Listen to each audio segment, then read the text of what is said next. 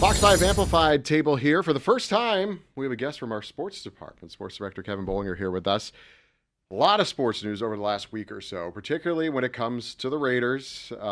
It's not like we're a stranger to this going through the coach search in Las Vegas, but we've done it again. The guy was Klint Kubiak, which you reported, I know, in the last couple of weeks. Until the Super Bowl was done, they couldn't put pen to paper. And now they have, and it's out there. So let's talk about this process. Now, I'm a newbie here to Las Vegas. I went through this a little bit in basketball in Milwaukee with the Bucks, where I think we had 3 coaches on the payroll at the same time that they were paying because they just went through people. And basketball is generally a little less forgiving, I think, than football. So how did we get here? And do we think we got to the right spot? I mean, I guess they think that every time. That is true. The Raiders and Mark Davis are paying a lot of coaches right now, going back to still paying John Gruden off of his 10-year contract. But they also know when they've made the hire, I think you have to give them credit that if it's not the right fit, they know right away and they're moving on rather than wasting another year with that particular crew. And so this time they really do feel that they have the right person. It's a different general manager as well. So, the process is a little bit different because you want to find the right combination that works, not just the right head coach. And I think that about this that worked this time, it was the patience of the Raiders. They took their time. They were very thorough in their search. They didn't go after the shiny object of the veteran head coach with the splashy name. And they found who they wanted, and then they waited for him. A lot of teams will get a little antsy when a team makes a Super Bowl and they can't sign that player for another 2 or coach for another 2 weeks. They're like, we've got to get things going. We've got to hire a staff. The Raiders said, this is the guy we want. We're going to wait for him. They were patient, and now we'll see how it all plays out from here. But they wanted him from the onset, and that's exactly who they got. You talked about it a little bit, but, Pete Carroll was a name that everybody knows, a very successful coach in multiple different cities, and it just didn't work out. I mean, and what is behind that? Is it just the right sauce, trying to find everything together? Because you got different players, obviously, every year, and I think there were some philosophical differences maybe between the upper management and Pete Carroll. They didn't come in paired together, if you will. And it just didn't click like it did in Seattle with Pete Carroll. And granted, they gave him some time there, but they weren't going to have that time with Pete Carroll. They knew going in that it was just going to be a 3-year process, if that. And they saw in their minds that it wasn't going to be able to play out like they thought that it would in that 3-year period, so they decided to move on. And there was some synergy issues with the players and the staff and everything else, and I think that they just decided, let's pull the plug now. We're going to have to redo this roster because the roster wasn't right anyway. So let's just start from scratch and move it on together. And with Pete Carroll, I mean, I don't know if this plays into it, but I know that the upper management for the Raiders is very involved. They are, I would guess, I'd say a generation younger than Pete Carroll. They picked somebody that's younger. Do you think that plays into it at all, too? Because not only do I feel like they might have more influence over Kubiak than maybe they would over Pete Carroll, but maybe they're thinking the same way, to your point. Well, and I think a key thing here is owner Mark Davis said very clearly when the coach search began that General Manager John Spytek, working in collaboration with minority owner Tom Brady, will be in charge of all football operations decisions. Now, when a veteran, big-name head coach like a Pete Carroll comes in, they're going to want to have control of the football operations and be the person that's going to kind of, do the roster. Bill Parcells famously said, if you want me to cook the meal, you need to let me shop for the groceries. So right away, you kind of knew they were going to have to go with a younger coach because they couldn't put out that kind of demand. And I think at the same time, with the number 1 overall pick and with it presumably going to be Indiana quarterback Fernando Mendoza, if you get a young offensive-minded coach who can build an offense around a young quarterback, because that's really the recipe for success in today's NFL. Get that young quarterback on the rookie contract, then have the money to build around them. And then when they get a little bit of experience, and if you hit with the right quarterback, then you've got the opportunity to make the run. Because you're looking a few years down the road here. Right. An opportunity they didn't have with Carroll. Yeah, if you look at, probably at least 2 years down the road, if they take Mendoza. I mean, even look at Drake May, the Super Bowl quarterback from the New England Patriots, didn't have a great rookie season for the Patriots, but in year 2, he was in the NFL MVP conversation, and he made a big jump with a new coaching staff as well.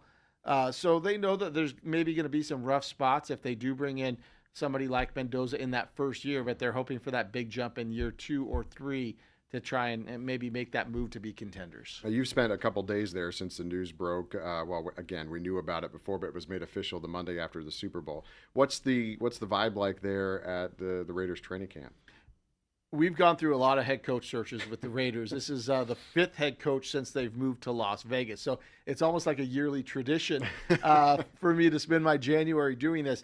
In all of the head coach introduction news conference, there were more players with the Klint Kubiak news conference, more current players, than there were any previous one. And I think that says a lot. I think that the current players that are there are bought into Kubiak. He has a very good reputation as an NFL assistant over the years.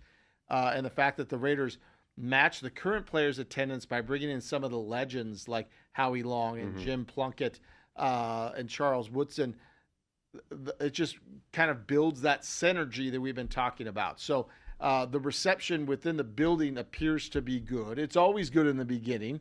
But I think that, the word gets around from the players as to who are good coaches to play for and who aren't. And the players seem to be, they were not made available to the media, but their presence alone says that they're behind this hire. And there was already a little talk about Max Crosby, his future, and the coach went out and said, I want him to be part of this. Yeah, who wouldn't, right?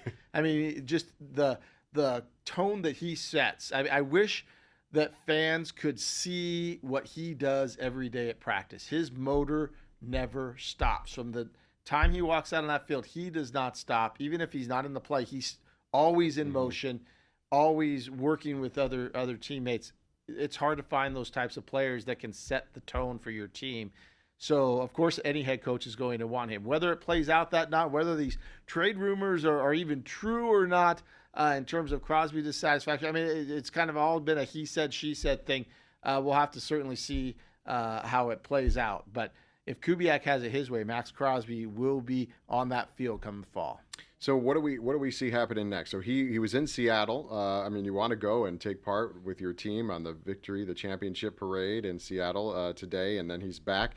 I mean, the man, I'm behind this. Let's talk about behind the scenes. I'm sure he's already moved his family here. He's finding a place to live. He's back here and going to work today. Keep in mind that Klint Kubiak has, I believe, 5 out of the last 6 years moved. Yeah, he's moved a lot. So his family's used to moving. So there's a process, and now they have kids in school, so they may keep them in school till the end of the year up in the Northwest.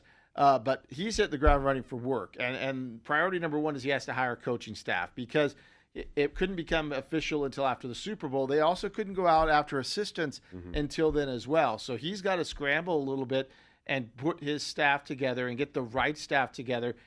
And at the same time, work in conjunction with General Manager John Spytek and the scouting department. They've got to evaluate the current roster. And the NFL Combine's coming up at the end of February, which is where they're going to get their true sense of not just the first overall pick that everybody's focused on.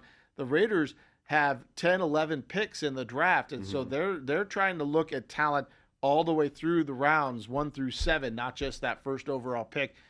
So he's got to get up to speed in a hurry to try and make this all work with the scouting department, with the general manager to try to put together the best roster. Do you think we have a break in the head coach search for maybe a couple years? Do you get that feeling? I mean, you said it's like I do this every year. It's become normal. But now that you're there, now that you see what's happening, do you get the feeling, in your gut, you've been covering sports here for decades, that we're set for a little bit here? Yeah, and we do say it every year. It's funny because last year when Pete Carroll got hired, we're like, well, at least we know that for a couple of years we're safe, right?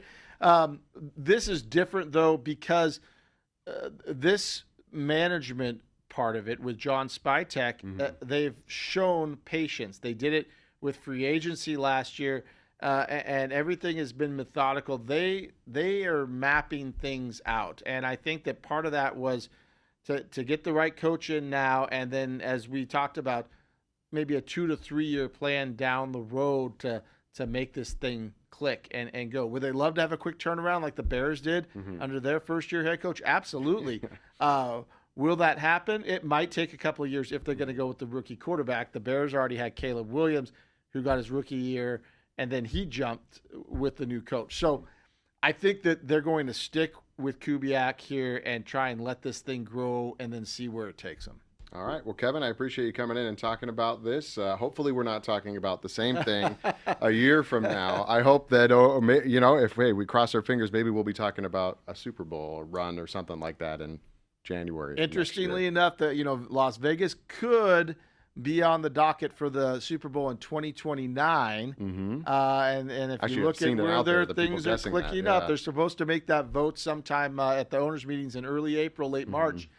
That'd be about the time the Raiders are clicking. Wouldn't that be cool? That'd be great. Vegas Super Bowl, Raiders in the Super Bowl. The A's will have started by then. This town would be hopping. You know what? While you're here, because it's a sports rumor that I've heard about, there was a post this week from the NBA about the potential for expansion teams. Seattle getting the Sonics back, but Vegas always gets brought up. And that's something that people always talk about. Have you heard more than that rumor there that Vegas is on the list, or that is this the year? There's been rumors about this all the time, and the NBA commissioner has made it very clear that he currently loves the Vegas blueprint within the NBA because they have the summer league here. They do that in-season tournament, semifinals, and finals here. They love that. However, when you're talking about expansion and the money that it costs for the expansion fee for this ownership groups to come in and buy a team, they're the ones pushing Vegas because they know that there's money to be made here from a national sponsorship standpoint because of all the tourism, and the almighty dollar is going to drive things. And if the ownership groups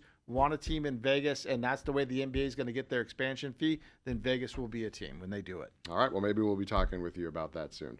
Kevin, thanks for being the first sports guest here on Fox 5 Amplified. I'm sure the folks out there love it. That's Fox 5 Amplified. You can find more about all the stories we talk about on Fox 5 Vegas Plus and on fox5vegas.com. We'll see you next time.